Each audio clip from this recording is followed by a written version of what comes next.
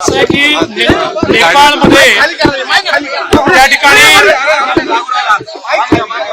नेपाळमध्ये जी दुर्घटना झालेली आहे त्याच्यामध्ये आपल्या जळगाव जिल्ह्यातले लोक आहेत।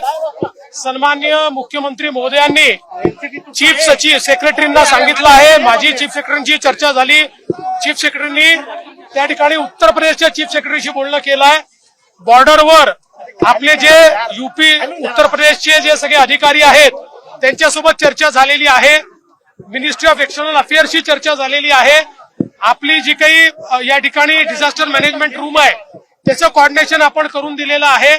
त्यामुळे सर्व प्रकारे त्या ठिकाणी जी काही मदत आहे ती मदत देण्याचा प्रयत्न आपला आहे आणि उत्तर प्रदेश सरकारच्या मदतीनं ज्या काही त्या ठिकाणी बॉडीज आहेत त्या आपल्याला महाराष्ट्रात आणण्याचा आम्ही प्रयत्न सुरू केलेला आहे। लाडकी बहीण योजनेसाठी ज्या गर्दी होतीये, महिला काही ठिकाणी बेशुद्ध झाल्या आहेत नंदुरबारमध्ये, आपल्याकडनं काय सूचना आहेत का? असं आहे की याच्यामध्ये गर्दी कमीत कमी व्हावी, म्हणजे चांगला नीट सुनियोजित कार्यक्रम व्हावा, पण कुठेही चेंगराचेंगरी होऊ नये असा प्रयत्न आमचा असावा।